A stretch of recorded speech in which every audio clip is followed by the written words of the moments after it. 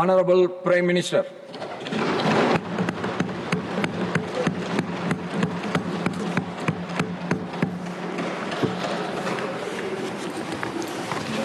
आदरणीय सभापति जी, सदन की ओर से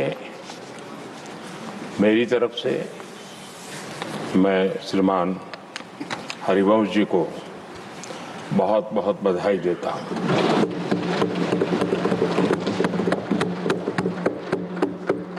और शुभकामनाएं भी देता हूं।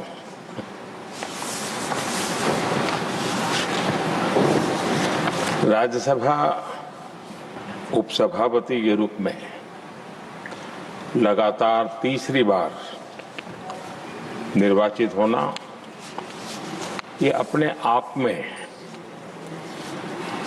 इस सदन का आपके प्रति जो गहरा विश्वास है और बीते हुए कालखंड में आपके अनुभव का जो सदन को लाभ मिला है, सबको साथ लेकर चलने का आपका जो प्रयास रहा है, उसको एक प्रकार से सदन ने आज एक मोहर लगा दी है और ये अपने आप में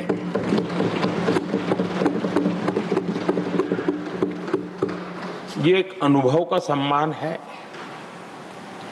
एक सहज कार्यशैली का सम्मान है और एक सहज कार्यशैली की स्वीकृति भी है। हमने सबने हरिवंश जी के नेतृत्व में सदन की शक्ति को और अधिक प्रभावी होते हुए भी देखा है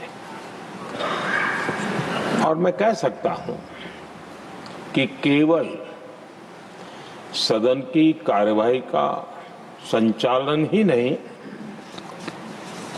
वे अपने जीवन के जो भूतकाल के अनुभव है उसको भी बहुत ही सटीक तरीके से सदन को समृद्ध करने में उपयोग लाते हैं। उनका ये अनुभव पूरी कार्यवाही को, संचालन को और सदन के माहौल को और अधिक परिपक्व बनाता है। मुझे विश्वास है उपसभापति जी का नया कार्यकाल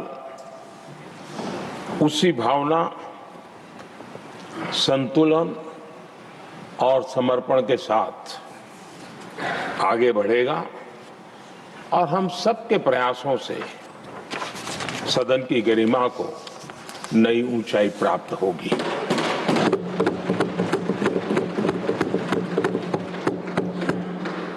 आदरणीय सभापति जी,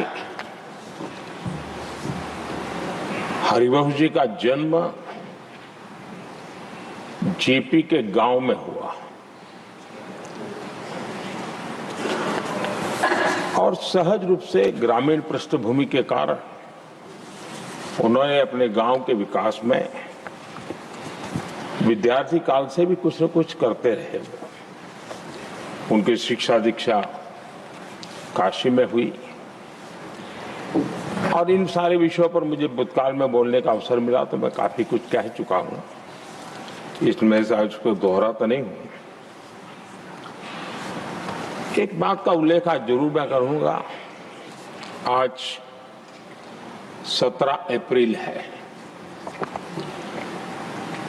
और 17 अप्रैल 1927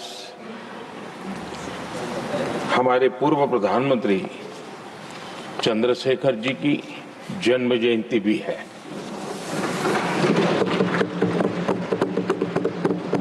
और विशेषता ये है कि आज 17 अप्रैल को आप जब तीसरी बार इस दायित्व को संभालने जा रहे हैं और वो भी चंद्रशेखर जी की जन्म जयंती पर, और चंद्रशेखर जी के साथ आपका जुड़ाव,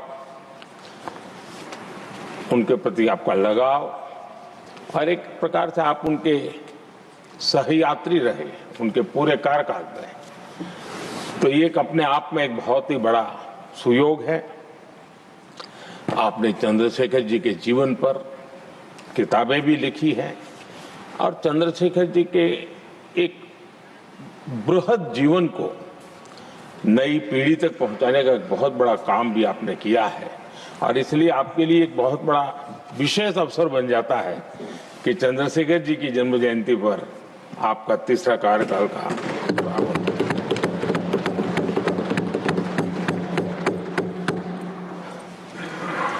हरिवंश जी का सार्वजनिक जीवन केवल संसदीय कामों तक सीमित नहीं रहा है। पत्रकारिता के उच्च मानदंड आज भी आदर्श के रूप में रेखांकित किए जाते हैं। लंबा जीवन पत्रकारिता का रहा, लेकिन पत्रकारिता में भी उन्होंने उच्च मानदंड को हमेशा आधार माना। हम सब जानते हैं उनकी लेखनी में धार है,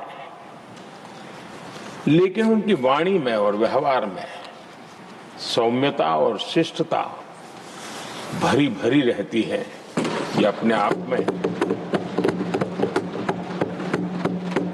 और मैं जब गुजरात में था तब भी मैं उनकी लेखों को पढ़ने की मेरी आदत रही थी और मैं देखता था कि वे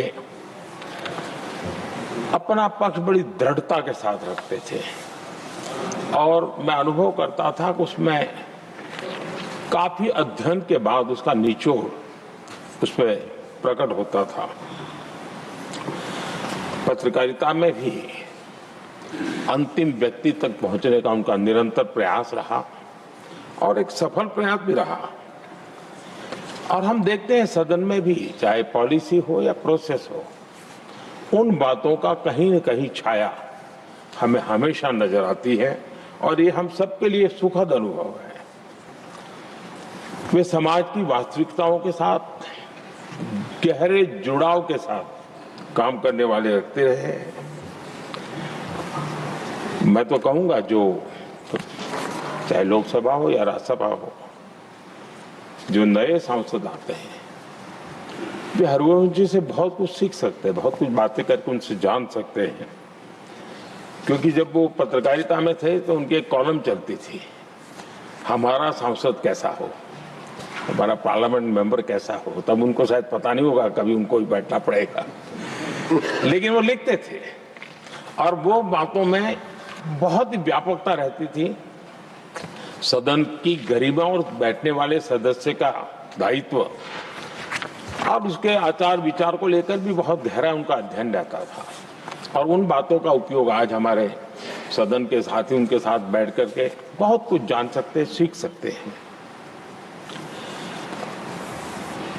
समय की पाबंदी, एक डिसिप्लिन लाइफ में और अपने कर्तव्यों के प्रति गंभीरता, ये आपकी विशेषता रही है और शायद इसी के कारण आप सर्वस्वीकृत व्यक्तित्व आपका विकसित हुआ है।